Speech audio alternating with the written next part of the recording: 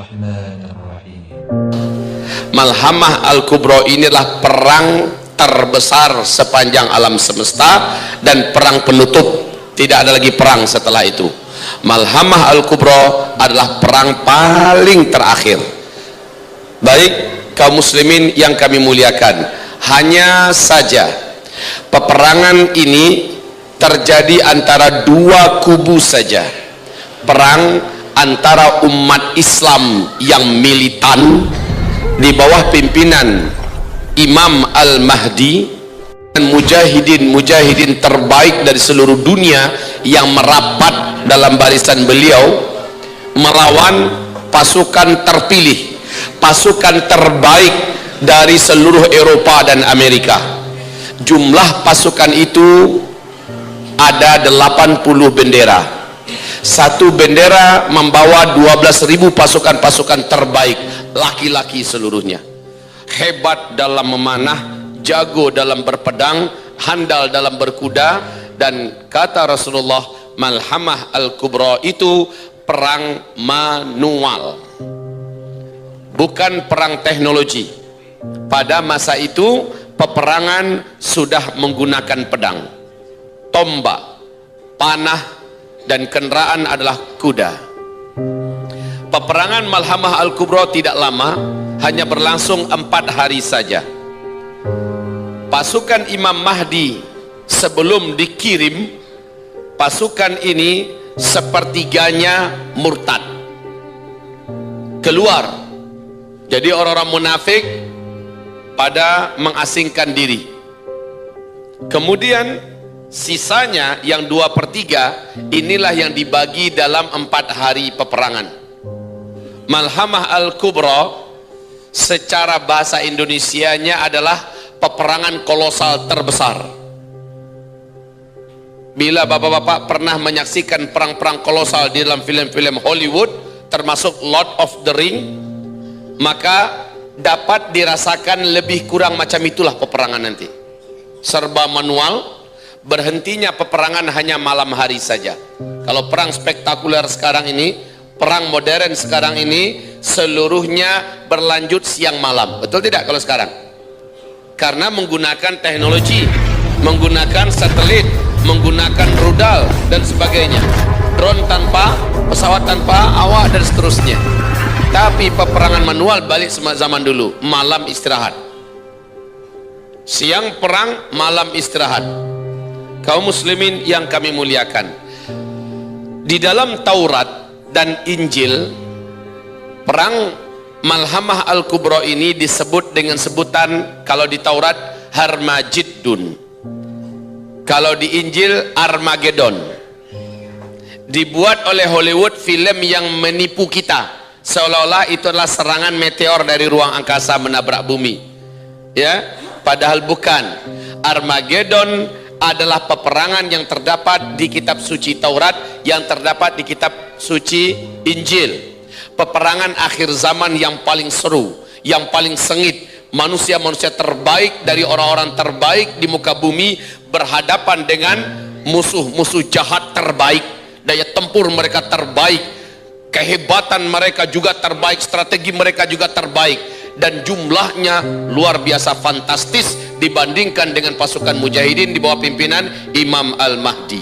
Peperangan yang maha dahsyat, peperangan full body contact, fisik dengan fisik, peperangan yang sangat adil. Kalau sekarang nggak adil, umat Islam nggak pegang apa-apa, semua teknologi di tangan musuh-musuh Islam, semua kemajuan di tangan mereka, bala tentara, dana, media, segala macam di tangan mereka. Allah maha adil.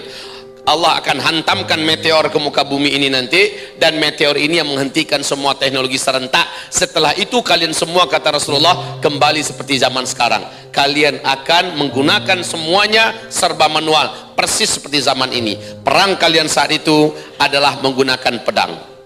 Perang kalian ketika itu menggunakan panah. Perang kalian saat itu menggunakan tombak. Kendaraan kalian paling banter kembali kepada kuda. Kaum muslimin, peperangan ini terjadinya bukan di Afrika, bukan di Amerika, di Eropa, bukan di Rusia, di Cina, bukan di Indonesia. Peperangan ini terjadinya nanti di Suriah. Tempat peperang itu adalah di A'maq atau di Dabiq kata Rasulullah, sebelah utara daripada Suriah. Tempat yang ada sekarang Ghutah, ya, yang habis-habisan diperangi dan dihancurkan, ini pun salah satu wilayah dan markas perang Armageddon itu nanti. Subhanallah, peperangan tidak berlangsung lama. Apa penyebabnya? Nanti saya sampaikan. Apa penyebabnya? Apa yang terjadi? Lalu apa hasilnya? Insya Allah ini akan kita bahas pada malam hari ini. Hadis-hadis yang panjang menceritakan tentang perang puncak akhir zaman ini. Saya ketika melihat Lord of the Ring, berulang-ulang saya lihat kembali hadis-hadis Nabi yang saya baca tentang perang akhir zaman itu, tergambarkan secara visual di sana. Tergambarkan bagaimana peperangan antara orang-orang normal, dalam bahasa kita orang-orang baik, mujahidin terbaik, orang-orang taat yang paling taat melawan orang-orang kafir terbaik dalam pertempuran, yang terlatih, yang paling disiplin dalam peperangan. Dan inilah yang akan dihadapi oleh Imam Mahdi dan orang beriman dalam perang Malhamah Al-Kubra. Saya ingin memberikan gambaran di posisi mana perang Armageddon tersebut. Nabi mengatakan kita ada berapa fase? Ada berapa fase? Kita menjalani di kehidupan dunia ini 5 fase. Kita ada 5 fase. Saya buat kecil-kecil saja. Fase pertama, umat Islam dipimpin oleh Nabi Muhammad SAW. Fase ini telah selesai. Lalu fase kedua, umat Islam dipimpin oleh para khulafaur rasyidin. 30 tahun lamanya. Fase ini juga telah selesai. Fase ketiga, ini yang paling panjang, umat Islam dipimpin oleh para khalifah yang menggunakan sistem kerajaan. Ini adalah fase ketiga, lamanya 1227 tahun. Ini sudah selesai dengan runtuhnya khilafah Islamiyah Al-Utsmaniyah di Turki. Fase ketiga. Sekarang kita di fase keempat. Nah ini, lihat baik-baik. Sekarang kita sedang ada di fase keempat. Rasul menyebutkan fase keempat ini adalah fase peperangan. Eskalasi fitnah naik menanjak tajam seperti ini. Fitnah berupa kegaduhan, chaos, kekisruhan, bencana-bencana alam, kehancuran ekonomi, perang di mana-mana, pertumpahan darah, kemiskinan, serta kekeringan total dan sebagainya. Pada akhirnya terjadilah hantaman besar. Hantaman besar dari langit, yaitu meteor menghantam bumi. Akibat meteor ini muncullah tanda besar kiamat yang pertama. Tanda besar kiamat yang pertama adalah dukhan. Jadi dukhan adalah hasil dari hantaman meteor, bukan perang nuklir, bukan meledaknya gunung-gunung berapi serentak di seluruh dunia, tapi akibat daripada hantaman meteor. Inilah dia tanda besar kiamat yang pertama, disebut dengan dukhan. Saya tidak akan menguraikan ini ya. Saya akan fokus dengan pembahasan Armageddon nanti. Yang kedua, jarak antara dukhan dengan tanda besar kiamat yang kedua, yaitu keluarnya Dajjal. Dajjal adalah tanda besar kiamat yang kedua. Kemudian yang ketiga yaitu Nabi Isa Allah turunkan dari langit dan Dajjal pun dibunuh.